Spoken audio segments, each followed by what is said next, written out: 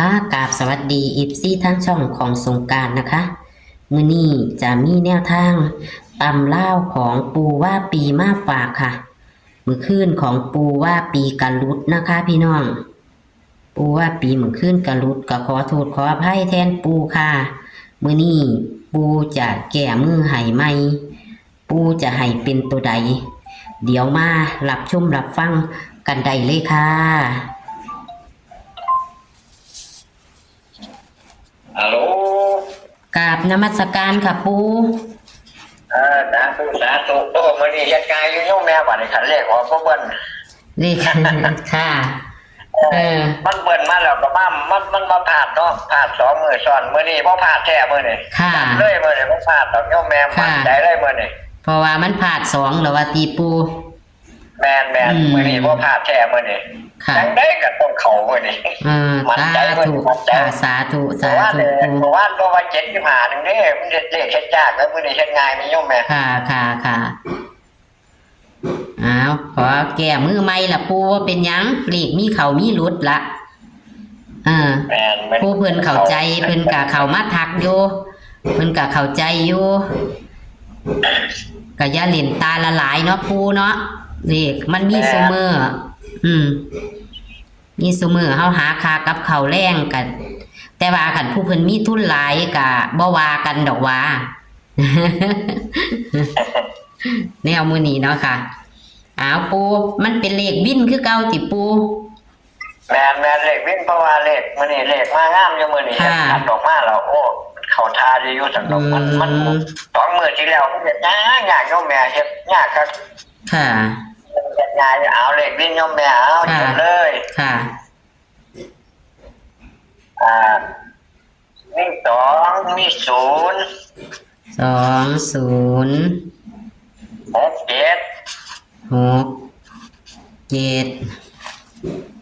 บัดเด่น7เดียวได้โยมแม่เด้อค่ะหลักร้อยก็ให้0เม็ดเดียวมื้อนี้มันเฮ็ดง่ายมื้อนี้มีหลักร้อยนำเอาอยู่บ่พ่อโอ้ยปูหลักร้อยเอาใช่เพิ่นโลดโยมแม่มันสิมีเลข3ตัวอยู่ติเอาหลักร้อยเอาคันเอาเลข3ตัวเลยเนาะมีอยู่2หางโยมแม่ค่ะเอาเลข3เดี๋ยวหลักร้อยตัวใดก็ปู0โยมแม่เลข0ค่ะหลักร้อย0เลข3ตัวเลข3ตัวมี2หางเด้อโยมแม่เด้อค่ะเอา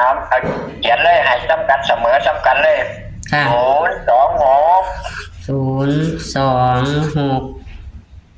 แล้วก็027ได้โยมแม่เด้อ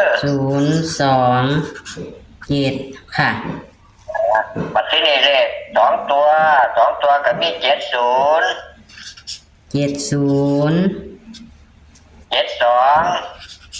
26แล้วก็60ได้โยมแม่เด้อ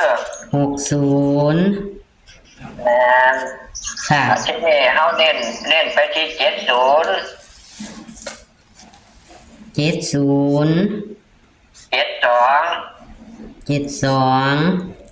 แล้วก็62ได้โยมแม่เด้อ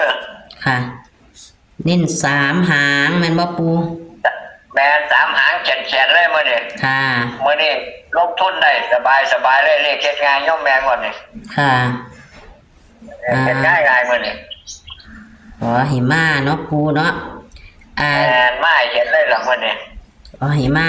มาหลักร้อยก็0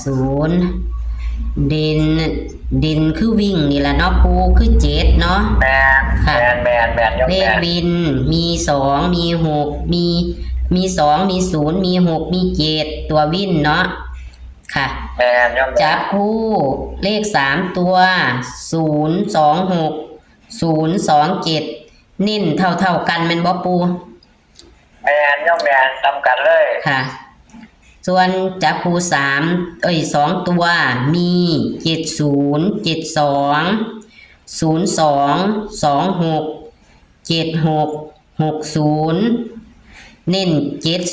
707226เน้น3 หางแขนแมันมาปูแมนเขียนแล้วโยมแม่มื้อนี้เฮ็ดง่ายๆก็ขอให้เขาแม่มื้อนี้บ่พลาดแท้มื้อนี้ค่ะขอให้เ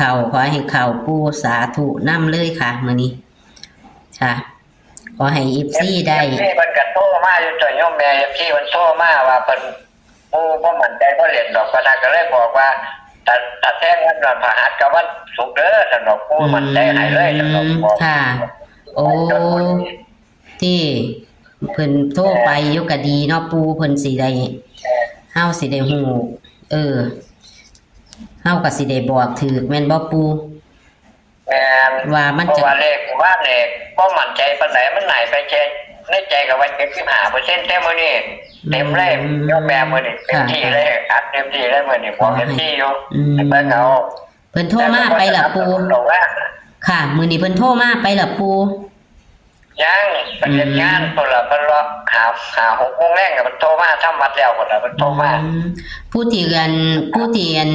ถือน้ำปูนั่นบ่ปูแม่นค่ะโอ้เพิ่นมันมาโมทนาบุญน้ำปูเท่าใดล่ะปู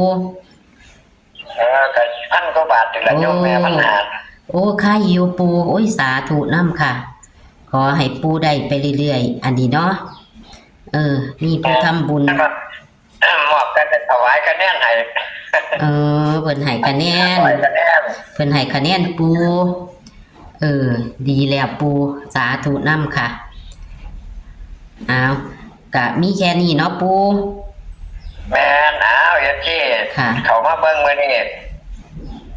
เอาเต็มที่เราเด้อ FG ก็ได้เขามาเบิ่งทางช่องทางช่องกันแม่สงกรานต์โอ้ยเราก็ลงหน้าลงหลังปูก็ได้ค่ะบ่เป็นหยังค่ะเพราะว่าปูก็ให้เนาะคือว่าล่ะสาธุค่ะสาธุค่ะสาธุกราบนมัสการค่ะปูเจริญพรสาธุ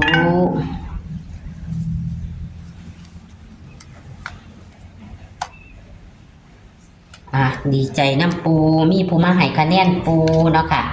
มีผู้มาให้คะแนนปูเพิ่นได้น้ำปูเด้อพี่น้องเอ้ยตามปูไปเรื่อยๆนะคะบ่เข้ามือนึงแม่นหลุดมือนึง2 มือกับเข้าเด้อแต่มื้อนี้ปูมั่นใจค่ะพี่น้องมื้อนี้ปูมั่นใจอยู่นะคะก็มี FC เพิ่นได้ทำบุญกับปูแล้วนะคะก็ดีใจน้ำปูค่ะพี่น้องกะขึ้นเบอร์โทรแล้วล่ะค่ะเบอร์โทรที่บอกบุญนะคะของปูนะคะเบอร์โทรที่FC ให้คะแนนปูเด้อค่ะพี่น้อง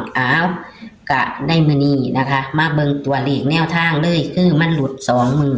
ปูก็ยอมรับนะคะยอมรับมื้อนี้เพิ่นมั่นใจค่ะพี่น้องแต่เลขปูบ่หลายหางค่ะ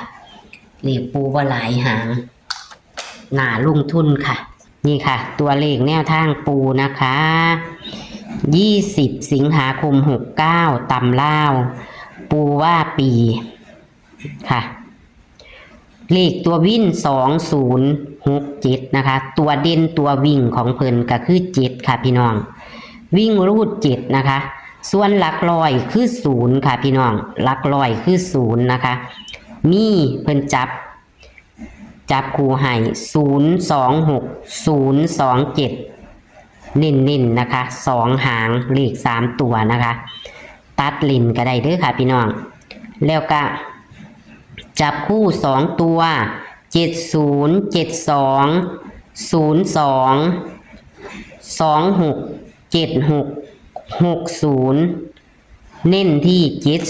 70 72และ26ปูมั่นใจค่ะพี่น้องค่ะได้โชคได้มานำปูว่าปีในวันที่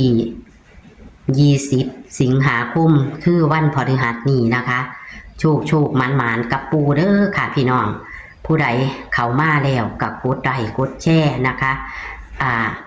ผู้ใดกดไลค์ให้ถูก3 ตัวตรงๆผู้ใดกดแชร์ให้ได้รางวัลที่1นะคะโชคหมานค่ะกับปูว่าปีนะคะในมื้อแรงนี่รุ่นกันค่ะพี่น้องมื้อแรงนี่ก็จะเป็น โชคเป็นหมานทุกวันจันทร์หอดวันศุกร์เนาะพี่น้องเนาะวันจันทร์หอดวันศุกร์มีรุ่นต่ำเล่าวค่ะโชคหมานๆค่ะสวัสดีค่ะ